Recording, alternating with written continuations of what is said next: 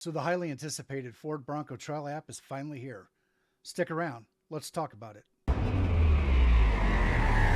Hey, everybody. Tim here, overlanding for fun and amateur map curator. So the highly anticipated Ford Bronco Trail App is finally here. Now you can download this app both for iOS and Android from their appropriate app stores. Once you have it downloaded to your phone, the first time you start the program, it probably will ask you for a series of permissions to be able to use the app. So I have iOS, and I'm sure it's very similar for Android, but it's going to ask you things like, can we use your location? Well, obviously, you're going to have to select that if you want to use the app for navigation. Can we access your camera? And I think the microphone too. That's going to be important if you want it to be able to record your trips and overlay the telemetry on top of it. And the third option is the ability to access your photos. Now it's going to need that if it does create this video for you with the telemetry on top of it. It is going to need to have the ability to write that to your phone. So if you want to use all those features, I would suggest go ahead and giving those permissions right in the beginning. So with all that being said, let's go ahead and get into the app, see what we got. Starting the app, we're going to get this lovely splash screen, which I think is actually kind of cool. And it's going to give you some options here. So you have a search feature. You have a filter. Now, I've already logged in, but this uses the same account as your Ford Pass app. So if you have already set that up, you should not have to create a new account in order to use this. But once you start, you'll see at the top your information there, profile name. If it's not something you like, you actually have to go back to the Ford Pass website and you can make changes to that.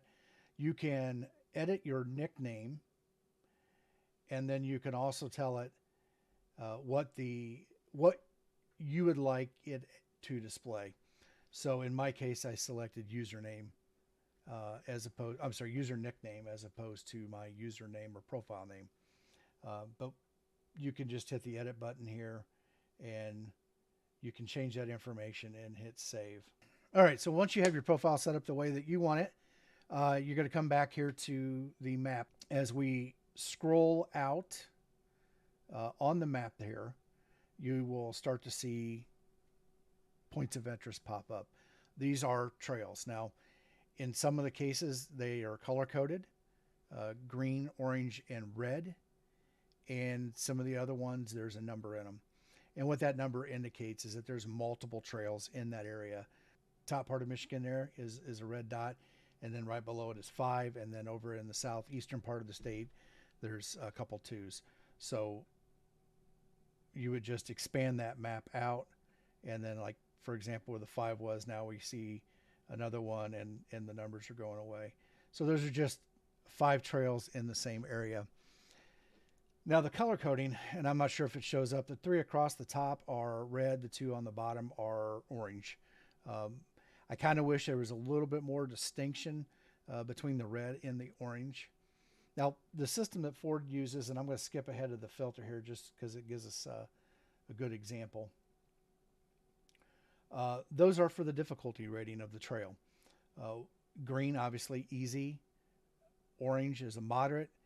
And for the top 3, difficult, severe, and extreme, they are all red. I can't tell if there's a distinguishing difference between the difficult red and the extreme red. To me, it looks all the same. But basically, you understand where it's at. So if you are new at this and you don't feel comfortable with those trails, it's identifying it as a red. If you are more comfortable with driving and you want a difficult trail versus a severe or extreme, you can understand that too. The other nice thing about this is it does give you kind of a description of each one of these ratings. Where easy, obviously dirt rock roads, good tire placement likely. You might have some steep hills to climb, but you'll have good traction with it. Where the difficult is, rocky and undulated road surfaces, tire placement can become more difficult and can be steep and off camber. So that gives you a good definition to work from. So as you're evaluating trails that you might want to participate on, you have a good understanding of what that is. So let's go ahead and back out here. So on the map view, you get some trails that show up, and they're color coded. So you can highlight that marker, and what it's going to do is going to bring up a description of it down at the bottom. This is a basic description of it. So you get the name of the trail, you get the state that it's in, you get its difficulty rating, the distance, roughly how long it should take you to drive it, and the highest elevation point. Now, one of the nice things on here is if you look out to the side of the thing, there is the star. If you touch that star, it fills it in, and that essentially now tells the system that that is a favorite for you. If you tap on the name of the trail, it opens up a little bit more. It kind of shows you now a full overview of the map, and it does not allow you to scroll in. It's a static view, but you can see in there are some dots, which are points of interest along the trail, waypoints. And those could be informational, it could be turns, it could be obstacles. But we can dig further into that. As you scroll down a little bit further, you'll get a description of the trail. In some of these, I have seen, I took this trail on with this particular model of Bronco, and I had these accessories attached. And it could be the difference of, all-terrain tires versus a mud tire. Somebody having the standard Sasquatch, 35-inch Goodyear Territory tires, or they've got a set of KO2s. So depending on what was entered in when this was set up, you may or may not see that information. Another piece that I see in this one here, this is a point-to-point trail, and you can take it in either direction, which is kind of nice because some of them are, you can do that. Some of them are loops. It just depends. Some of them may not be particularly wide enough for two vehicles to pass, so they have to have a dedicated direction. Next tab over or line over is information. If a permit or admission fee is required, if this is a private off-road park and they charge for that, or if it's maybe a state Department of Natural Resources type managed trail, if there's a permit required for you to have those. Drive tags. Now this is basically filtering points that we'll see later on. But for this trail, these tags have been included. That in this particular case, this one talks about bathrooms, camping, campsite, loose rock, sand. Those type of factors that you could use to filter on. So those are available in there. Gives you once again the difficulty rating, length of the trail. So in this particular case, it's just a little bit under 12 miles. The next thing down is duration, so estimated time of the trail. And the next one, obviously, highest elevation on the trail. So going back to the top, weather. So this is kind of cool. Weather conditions. Right now, as it sits at this particular location, and updated at 2 o'clock Eastern, is 60 degrees. We have the hour-by-hour conditions. And if we go back up to the top, we can select waypoints. And you can go down through here and you can see all the waypoints. So we have all the turn-by-turn directions in here, trail in, and then also any obstacles that may be on the trail or points of interest that they've marked out, like camping or bathrooms or stuff like that. You can go back to this map. Now, I said this map was static, so you can't open it up and drill down. But if you do hit View Map, it will take you down to a map that you can expand and drill down further into the map. Here you have a layers button up here on the top right-hand side of the map. If you select that, you can then currently select satellite imagery. I'm not sure if they're going to add different layers to it down the road. So we select that. Now we go into something you would probably see in Google Earth or Google Maps, or if you've got one of the other mapping services, Onyx or Gaia, you would see satellite images also. So now you can get the satellite view. Now, I will say this, in some areas, if you're in the forest and there's a tall tree canopy and everything, sometimes the satellite maps may not be all that great. It will kind of give you a general idea of the area and the terrain. But I think if you're doing trails maybe out west where it's more desert or arid, satellite imaging probably is a lot more useful than it would be on the East Coast or somewhere where it's very wooded and you're in the forest itself. Now, one of the nice functions that this also provides is the ability to download this map. So you may get spotty cell phone coverage to your phone, so you may not be able to download a lot of this information in real time as you're driving along. So they've included a feature in here to download the map. So after you hit the download options, you're going to get presented with the trail package page. And it's going to give you the trail. It's going to give you kind of an overview map of everything, the viewpoints, and the base map. So as it's configured right now, your options are going to give you anywhere from 736K up to 53 megs worth of data for this package. So the base map and the waypoints without the photos and everything is actually 736K. As we look at this now, let's go ahead and we want to add in waypoint photos.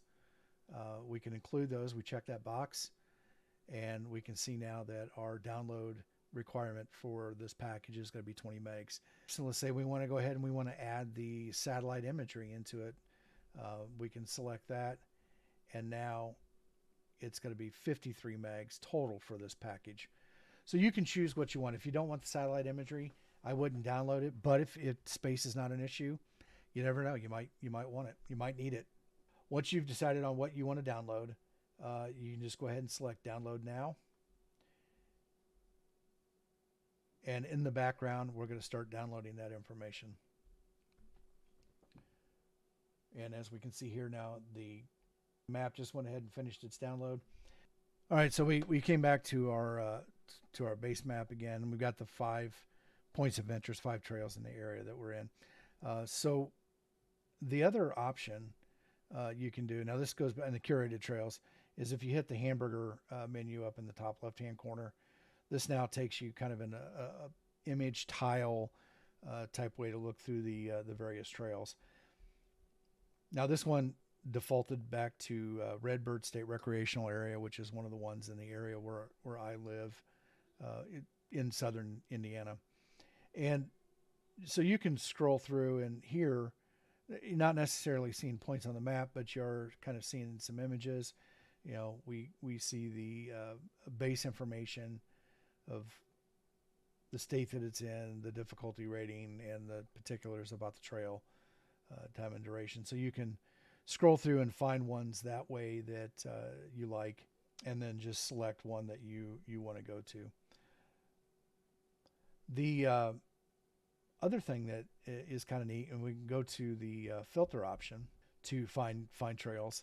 So in the filter option, you've got a couple things that you can do. First of all, going back to that what we looked at earlier, the difficulty rating. So you can select and choose to filter by those types of trails. How long of a trail do you want? In this case, let's say we only want trails that are 20 miles long and take us less than roughly 4 hours to complete. And we don't want to go, maybe we're looking for day trip, somewhere within maybe 150 miles of home, which, on the interstate can take you a couple hours to get there. Driving tags. Now those tags that I talked about earlier in the map that they put in there and kind of help filter out. This is where this comes into play. So, in this scenario, we're looking for a day trip. We're looking for easy trails to run on, and I've got my wife and kids with me. So I know, we're going to need a bathroom. And, maybe we're looking for some place that we can run a couple trails during the day, camp overnight. And so we select camping. And also we're also maybe looking for something with trails that are around historical interest. I know there's some that, like, they go through old railroad tunnels and things that are, cool history. So you could select those, and maybe you're looking for something with photo opportunities. So you hit apply, and you've now added those tags into the filter. Do you want waypoint photos or not? Now, most of the curated trails probably already have photos in them. Maybe they don't. Or maybe as they're bringing new ones on, maybe they don't have all that information yet. And then that favorites only. So if you selected that box on favorite trails, if you're looking at them from the map view, maybe you only want to search the ones that are already favored. I'm going to leave those filters off for now, but I'm going to go ahead and apply that. So I've got a couple trails that pop up that met that criteria. One is the redbud that we talked about earlier, and I can scroll down a little bit further into Interlakes and see two more. And so it's basically the same thing that we saw before, and once again, all the same information that you found previous. This just filters down what is actually shown on the map. So if you want to clear those, then you just need to go back in the filter, hit the reset button up at the top. It takes all the ratings out and everything. You get back to seeing what was originally presented. So a little bit ago, we downloaded the trail for the one, so we can select that now, and we can view the trail. So now all this information is stored on my phone and is accessible from my phone. Keeping in mind that, once again, as things update, if you continue to use the downloaded one, there might be new updates to the trail and what's curated by Ford. So you might want to delete that every once in a while, and then if you want to download it again, then do that so you get the updated data. If you go to Tools, down at the bottom, you can select My Content. You have the ability here to see maps and waypoints that you put in, or trails that you've downloaded to your phone. So from here you can select the data and run the trail also. You can have these things. You can hit the edit button up in the top, and it gives you the ability to select them, and then you can hit the trash icon down at the bottom and delete them all. So then that'll clear up that information on your phone and gives you the ability to download them again if you wanted to, with any data that might have updated since you downloaded it last. All right, we're going to go ahead and stop the video here. Now, that was a brief introduction into how you can use this application on your phone. In our next video, we're going to go ahead and see how you can interface the application with your Ford Bronco, some hiccups that people are experiencing, and how you can get those cool shots of you being out on the trail with the telemetry overlaid on top of it. So if you like this video, please make sure you hit the like button down below, share it with your friends, and if you haven't done so already, please hit the subscribe button. And hopefully one day we'll catch you on the trail. Tim out.